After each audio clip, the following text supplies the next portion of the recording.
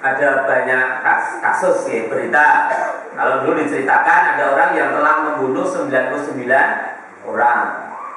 Tanglet kepada seorang ustaz, saya ini sudah membunuh 99 orang.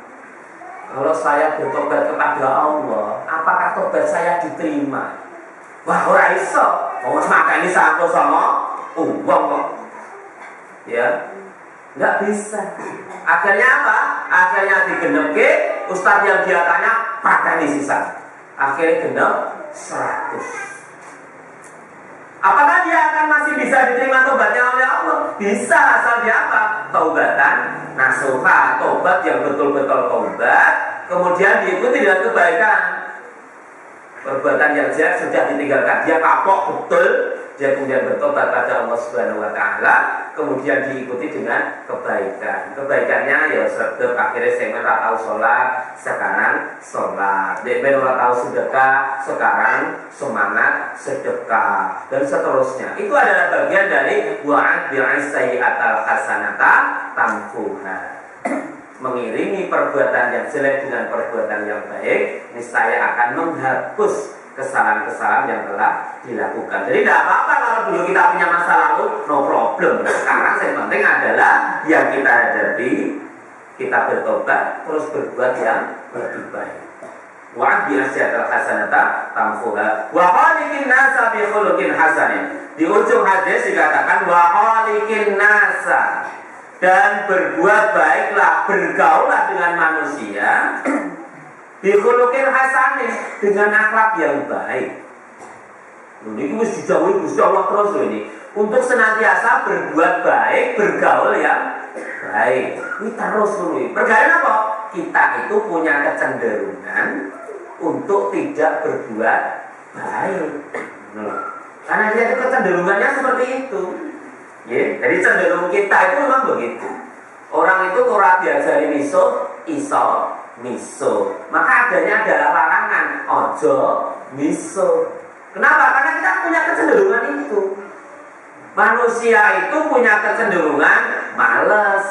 Maka ada perintah jangan malas. Ada larangan untuk malas. Karena kita cenderung kok tangi itu awalnya abot begitu. Berarti kalau ini kalau mau rasa hancur mau potong gitu. Jadi itu dorongan itu senantiasa muncul. Lagi umpamanya dorongan untuk kerja. Kadang-kadang kita itu bekerja itu semangat. Lu kadang-kadang itu malas. Harus mangkat malas. Di tempat kerja ya malas. Pengennya gue linggah kan. Linggah sehat. Sandan sehat. Soalnya dan seterusnya. Kita itu punya jiwa seperti itu. Maka ya kita disuruh oleh Allah Subhanahu wa taala ya dengan akhlak yang baik. Maka kegain apa? Karena kita memang punya kecenderungan itu. Punya kecenderungan untuk berbuat dosa. Punya kecenderungan untuk kadang-kadang ya salah, melanggar aturan. Nah, maka wa khaliqin nasa bi khuluqin hasanin. Monggo mari kita senantiasa mengingatkan, yuk kita selalu berbuat baik, tinggalkan yang jelek. Diingatkan begitu terus untuk hidup beragama. Nah, itulah salah satu akhlak atau salah satu kewajiban kita kepada sesama muslim untuk selalu berbuat baik. Menuhi terus dileknya terus. Menghormati orang tua, menghormati yang tua dan menyayangi yang kecil. Hendaklah seorang muslim itu menghormati muslim lainnya yang lebih tua dan menyayangi yang lebih muda. Dalam suatu riwayat Rasulullah SAW bersabda di riwayat Imam Ahmad, "Laisa minna malam yuwakkir kabirana wa yarham saghirana."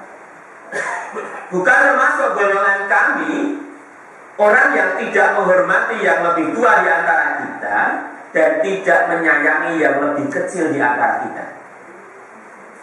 Jadi bukan termasuk golongan kami, golongan Rasulullah SAW. Itu kalau kita tidak menghormati yang lebih tua, maka apapun jabatannya, apapun keadaannya, itu kalian yang sing umurane sing luwih sepuh, itu yang gue kewajiban untuk menghormati, baik menghormati pendapatnya maupun menghormati hal yang lain. Maka kita akan menjadi lebih terhormat kalau kita mau menghormati orang yang lebih tua. Jadi orang tua itu yang dihormati itu ya tambah senang kepada kita loh. Mula jangan khawatir wah untuk hormat Sulaiman itu. Tidak. Karena itu juga bagian dari kita bahwa khaliqin nasa bi khuluqin hasanin. Kalau sing luwih tua ya menghormati, dan kepada yang lebih muda menyayangi. Menyayangi itu kadang-kadang kita nek perlu kepada anak itu jempol ya jempol. Itu wis anak kita itu wis senengnya luar biasa. Wis jas tenan nduk, jas tenan le gitu ya. Hanya sekedar jempol. Tetapi itu bentuk kasih sayang. Maka kasih sayang kita kepada anak-anak kecil itu kan mesti ya seneng ngambung, ya digendong-gendong. Itu juga bagian dari kita menyayangi kepada yang lebih muda. Lungguh dipangku, gonceng digoceki, mlaku dituntun. Itu juga bagian kita menyayangi kepada yang lebih muda, kepada anak-anak. Betapa kita kepada orang yang lebih tua umur itu ya luwih sopan lah. Luwih sopan itu ya nek wong Jawa nek mlaku ya rada gumbrong, syukur ya dengan ngendikan nuwun sewu, derek langkung. Itu adalah bagian dari adab kita untuk sopan kepada orang yang lebih tua. Jadi Rasulullah itu ya sama sayang luar biasa. Ketika pas rawuh itu ya cilik-cilik jerabi. Padha karo awake dhewe ketika datang itu kan anak-anak itu ya biasanya ya jerabi. Nah, maka beliau memberikan kesempatan ketika itu bukan cucunya, bukan anaknya. Si anaknya para sahabat, siji gendong marep, siji gendong bumi. Mergane yo seneng digendong Rasulullah itu. Padahal kalau kita anak cilik itu ya anak kita, anak ibu bupati rawuh. Kebetulan ibu bupati kok pengen gendong. Kira-kira anak itu nek ngerti nek bupati terus digendong. Seneng apa susah? Seneng luar biasa. Wong tuane yo main seneng senajan gak melu digendong. Waduh anakku digendong ibu bupati. Wah anakku digendong Pak Camat. Seneng luar biasa. Ini adalah gambaran betapa Rasulullah itu ya seneng kepada anak-anak. Kalau kadang-kadang ya pernah gendong anak di depan, gendong di belakang, itu kan ya kosong banget ya. Bahkan suatu ketika kan diriwayatkan pas Nabi sholat, Nabi sujud itu kan sampai berlama-lama. Sahabat kan curiga, Nabi cek sujud orang tangi. Ternyata nopo, ternyata beliau itu ditumpaki putune. Nek beliau berlama-lama itu nambah khawatir aku nek tangi kok sujud. Putuku menek bledak piye? Nek randang tangi kok sujud mesti jamaah ya. Suwe men sujud nek ora rampung. Rampung kok gak apa-apa. Dadi yo ana sing nduk ana ngopo gitu loh. Dadi kaya awake dhewe nek imam terlalu lama itu kan mesti kok jojo imamnya semakut. Jojo kok imamnya turu kan ngono nang awake dhewe itu ketika wong biasane nek sujud di paling pol semenit, iki kok ngantek 2 menit durung tangi-tangi kok sujude iki enek apa. Begitu. Nah, makanya itu ternyata Rasulullah itu ya ditumpaki oleh cucunya. Jadi ternyata cucu itu anak cilik itu ya kaya awake dhewe iki. Kadang-kadang yo mak nusur gitu ya. Nah, tetapi hati-hati anak-anak untuk bisa mulai bisa berpikir, pokoknya jangan lewat di depan orang yang sholat. Hindari, nek kepepet lewat burine, atau minimal di depan sutrohnya. Sutroh itu pas tempat dengan sujud. Jadi kalau ini berarti sutrohnya itu batasnya ya ini. Kalau lewat jangan di depan sini, dengar waktu adhan. Syukur bisa menghindari di belakangnya. Nah, gitu. Sudah mulai dimanjir, sudah mulai ngerti nek ini tidak boleh, monggo nanti itu dipraktekkan. Lanjut ya, jadi Rasulullah juga pernah begitu pas sholat ya digendong putune, ditumpaki dan seterusnya sama seperti kita. Kalau nek jenengan kadang-kadang kok ditumpaki anaknya, ini kok aja nesu. Anak itu ya seneng kok pas Arab sujud mau lah ya malah bocah dua kok biasanya. Kita kan malah khawatir nek jenggot piye lho. Maka kita boleh tangan kita itu sing satu nebak nang tempat sujud, sing satu kan bocah anake. Kan khawatir kita nek sujud kan bocah itu malah blodrok rono mak duduk gitu kan nanti malah jadi masalah. Nah maka kita ya nek seperti itu ya kita boleh sambil megangi anak kita di ora gundung rono, atau kalau kita bangun dari sujud orang gereja gitu. Makanya kita boleh. Jadi anak numpak ini ora apa-apa daripada gak pernah ditumpaki mergo anake ora tau neng masjid. Bersyukurlah kalau kita neng masjid sik ditumpaki anake, ditumpaki putune. Berarti anak dan cucu kita itu ke masjid. Nah, maka ini kepada anak-anak Rasulullah sudah menyuruh kita untuk menyayangi. Yang tua kita hormat, kepada yang muda kita sayang.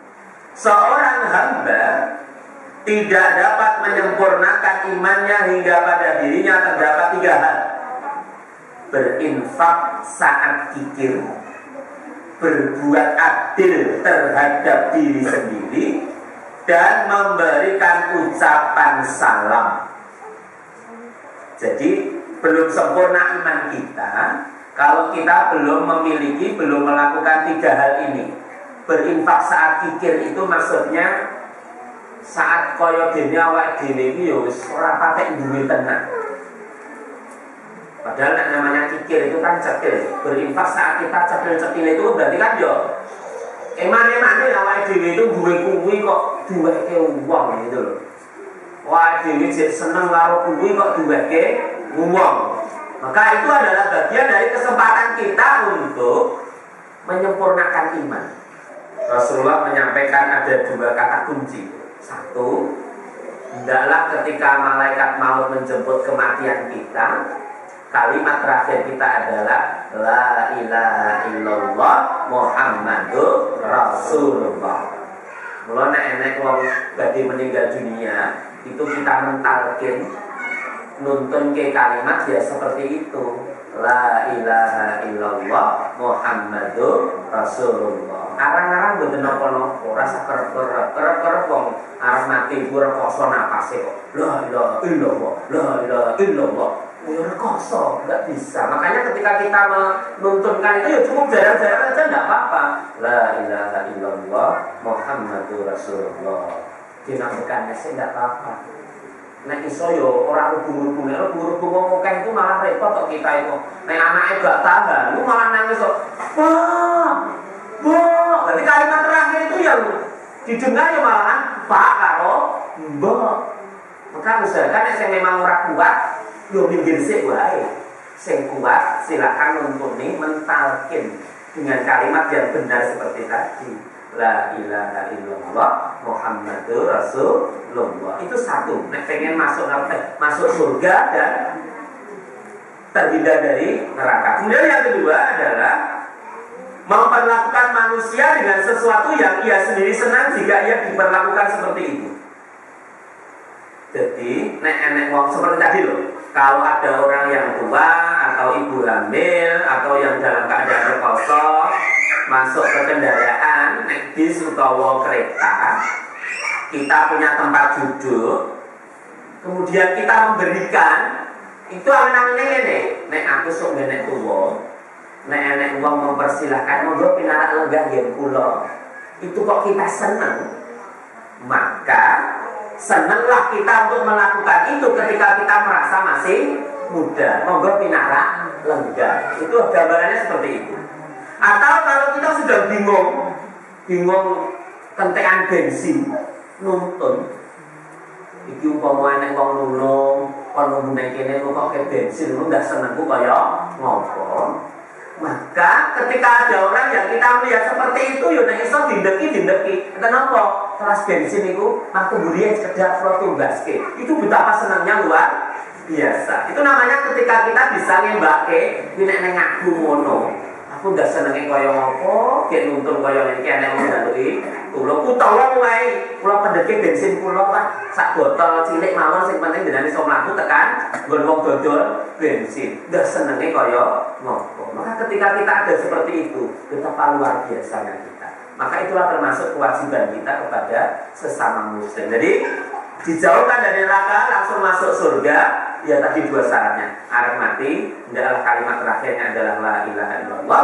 Kemudian kita bisa memperlakukan kepada orang lain sama halnya dengan ketika orang lain itu melakukan itu dan itu kita senang.